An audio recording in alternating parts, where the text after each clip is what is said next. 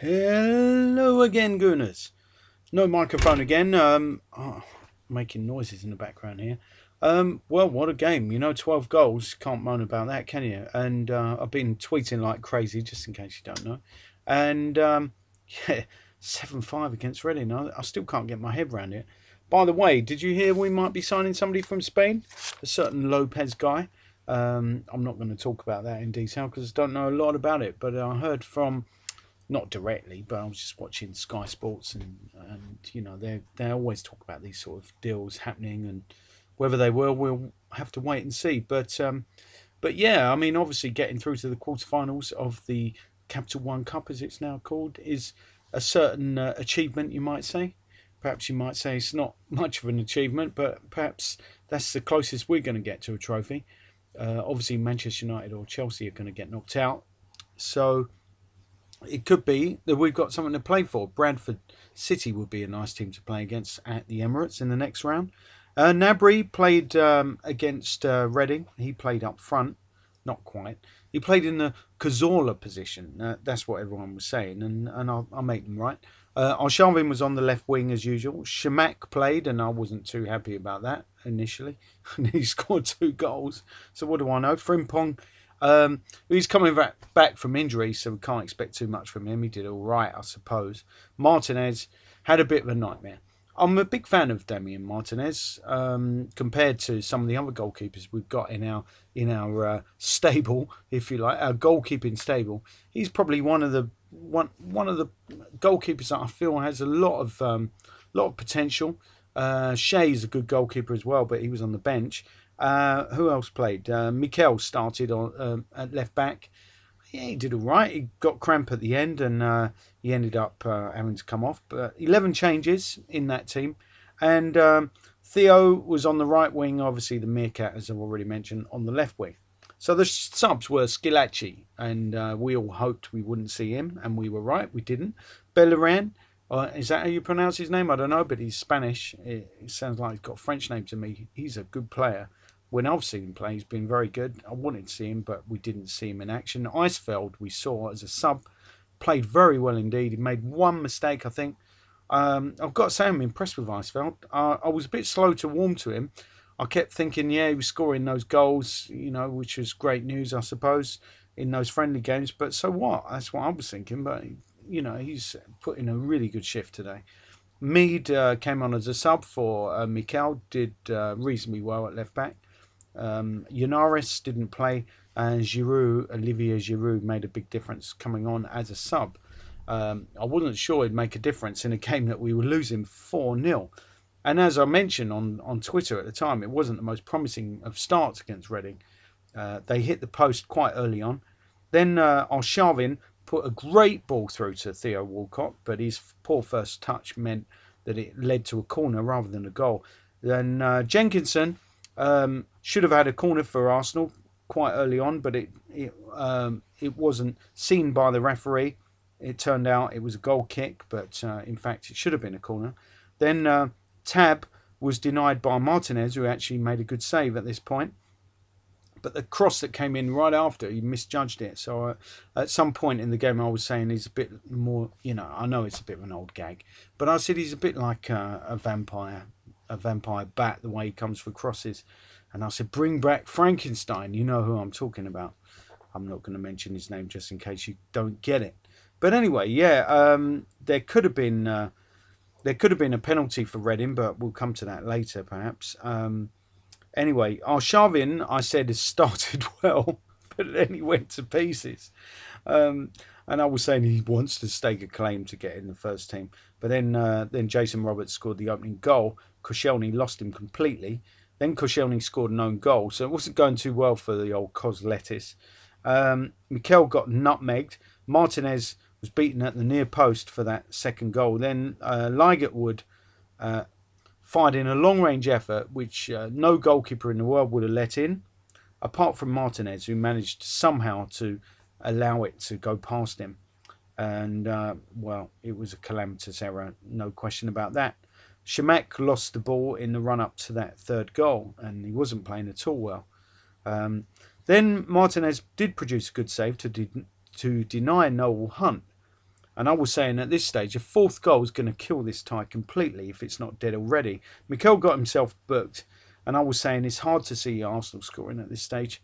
And then suddenly Arshavin, who I've been praising, suddenly lost the ability to pass. And of course the commentator and co-commentator or summariser Don Goodman were right on his case at this point. And the Hunt header made it 4-0. And Wenger was going mad. He thought Chamakh was found in the build-up to that goal. And I thought it's curtains at this stage. Might as well bring on the subs. That's what I would have done. I would have just thrown on the subs at this point because I thought it's game over. And then I was complaining. Wenger only makes subs in the 70th minute. And then Chamakh actually managed a shot on target. That was cause for celebration. It was a good pass from Coquelin that set him up. And the fans were really, they've been supporting the team so well, but they started singing, "We want our Arsenal back" at this point. And I said, it's not going to happen tonight. But finally, something did happen. Theo Walcott scoring in a one-on-one, finishing off Arshavin's pass. Not that Arshavin ever gets credit for these things. So the fans were really behind the team, even early in the second half with 4-1 down. And I wondered if could we come back from this four-goal deficit. It was quite close to going. We were quite close to going 5-1 down. And Chamakh fouled Hunt in the area, but no penalty was given, luckily. And then it was a good job. Martinez was getting protection from the referee because he came out to claim a cross. He didn't make it, and well, I can't remember what happened in the end. I think we just got away with it. A free kick was awarded, if I remember right. It was an absolutely dire start to the second half. Roberts was skinning Koscielny easily. He pulled the ball back for Ligertwood, who skied the ball. Then Theo rattled the post after a good Arshavin ball. Arshavin, remember him? He's the guy that can't play, according to the commentators in this country. And then Gnabry went wide after a Theo pass.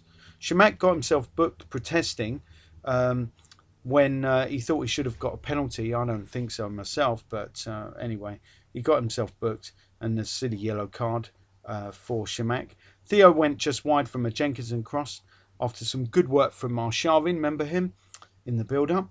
And then the ball was coming across the 6-yard box quite frequently, but no Chamakh was nearby, so I was moaning about Chamakh.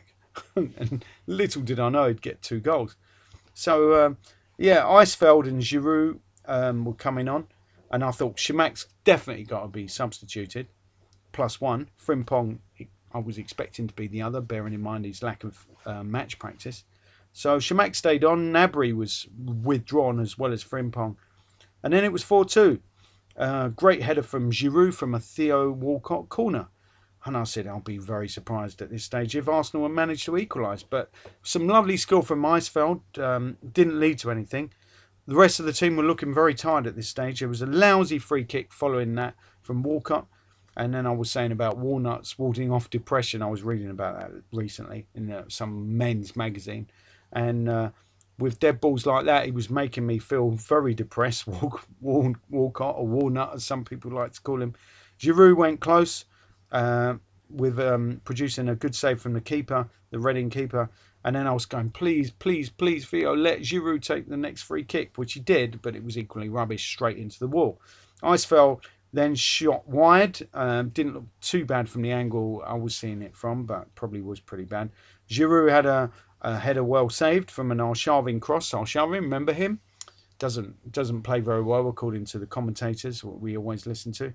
Then Giroud got himself booked. I'm not sure how. Oh yeah, he went in for a challenge. He shouldn't have. He went a little bit over the top with the challenge. But anyway, Chamach's header from an Arshavin corner was nearly converted by Giroud. And then I was saying there's a good job there's only a trophy at stake, which is a bit sarcastic. But I mentioned that Eisfeld had been impressive nonetheless. And I was starting to have a bit of a whinge about the commentators, how they keep complaining about Arshavin and how he's not really well, he just gets so much flack. It's just not fair at all. So anyway, Chamakh I was complaining about though, about how he did so little, and we got 5 minutes left to score 2 goals. Giroud wouldn't stop trying. Roberts had been running Koscielny ragged all night. Koscielny got himself booked at this stage, and then A free kick came in. Martinez made a right meal of it. It was a soft free kick, and he nearly dropped the ball. He dropped it actually, and he picks it up again. And then Koscielny managed to pull another goal back from the Theo Walcott corner. So 4-3. I'm not expecting an equaliser at this stage. Koscielny almost saw red, but he got away with fouling Roberts because Koscielny's shirt was being tugged at the same time. There's 4 minutes worth of stoppage time. Walcott goes wide, shoots wide just after an Arshavin run. Arshavin, hello, he's that guy that can't play football, right? According to the commentators in this country. And then suddenly, what happened? A scrappy goal. 4-4. Walcott manages to get the ball in the back of the net. I'm not sure who supplied him. I think it might have possibly been Arshavin. Who am I to say? Anyway, Jenkinson got the goal according to the rule books because even though it went over the line, there's no goal line technology. So Walcott didn't get his second goal of the night. So Reading couldn't moan. No, Reading were moaning, but they made a sub in injury time. The ref delayed a goal kick from being taken. So I was adding time on, and I thought, well, you know, there or thereabouts, and the ref blew right after the goal. So fair enough. Makhanoff then had a shot saved when the game kicked off again, and Jenkinson managed to hack clear. And then it was a great run from Theo Walcott, but a poor shot from Arshavin. So see, I can criticise the meerkat. Anyway, 6 goals from the guy who can't finish, Theo Walcott. Well, that's if you count that equaliser, which of course was discounted because Jenkinson took that. Well, Shamak, I was saying, I started really slamming him at this stage. I was going, Shamak seems like the original false number 9. The way he ambles forward. I mean, he's the false 29, right? He conceded a silly free kick at this point. Robson Kanu might have taken it. Surely he should play with for Arsenal with a name like that. And then Dom Goodman, who was the summariser on Sky, he gave Arshavin some credit for keeping going. Thanks, Don. And there I was thinking he'd sent up a goal or two, Arshavin, and perhaps been instrumental in some of our attacking moves. But little did I know. He's not English, is he? If he were English, he'd get far more credit. Anyway, I was thinking the game could go either way. Arsenal were lacking a lot of energy at this point. And then Shamak scores a goal. Arshavin sets him up, of course. 5-4 to Arsenal. Arshavin with the assist again, but don't tell the commentators. Anyway, I was saying the game's too open. It's not over at all. Too open for my liking. Mikel got himself crocked. Junaid Mead came on to take his place. And then, anyway, it's half-time and extra time, so another 15 minutes to go. And Walcott nearly made it 6-0 at this stage. A Koscielny last-ditch tackle denied Church. Martinez was flapping like a vampire bat at crosses, and I was at this point saying, please bring back Frankenstein. I'm not going to tell you who I'm talking about. I think you got the picture. Giroud gave away a silly free kick. Giroud didn't have the best of games. Not Giroud. I mean Giroud. Not de Giroud, as some people like to call him. Just Giroud. And not Gnabry. Just Gnabry. That would do for me. Martinez got lucky with a save just after that. It was offside anyway, but he got lucky with that save. He saved with his legs, if I remember right. I said, you've got to love Junaid Mead. He got straight back on his feet after a real X-rated challenge. Martinez got himself yellow carded for time wasting. Then it was 5-5, no offside. Giroud, not Giroud, but Giroud played Pogrebniak. See, I managed to pronounce it. Oh yes, you pronounce him right. Ha ha ha. That was Arshavin getting his oar in there. Yes, Pogrebniak managed to make it 5-5, no offside. Giroud left him completely unmarked. Shamak went close from an Arshavin cross. Ha ha, you see, I'm not so useless. Then Eisfeld got himself booked, and I was complaining, why can't Arsenal ever see a game out? And then I was worried about the prospect of a penalty shootout. I thought, how can Martinez be the hero when it comes to penalties? It's not going to happen. So Giroud went close after a Coquelin pass, and then Theo scored to make it 6-5. And then, of course, I started going mad, saying, oh, who said Theo can't finish? Not me. Obviously, certain people that I have a lot of contact with have said that Theo isn't a finisher. Oh, he scored how many goals now? And then Shamak managed to score a goal right after Martinez claimed perhaps his first cross of the night. So David Lowe actually got in contact with me at this point. He said that even I could have finished the Walcott shot, but my argument was no, because Walcott's the shot. It was Arshavin's shot that was kicked off the line, and then Theo had to bury it, and that's quite difficult when there's loads of people on the line. You've got to keep your cool and just aim low, which is what he did. Aim low, sweet chariot, and he hit it. Well, not too low, obviously. If you hit it too low, then that, that's why it's quite a skill scoring in that situation. The goal that my best mate scored. To me, I have actually scored goals like that. I know no one believes it, but Shamak's goal, the last one, wasn't so difficult. It was just a simple lob over the keeper, and it was already on the volley. So yeah, I mean, he still had to finish it. So well done to Shamak, scoring his second on the night. I can't believe I'm even saying that. So yeah, that was my argument. Anyway, so we're in the quarterfinals.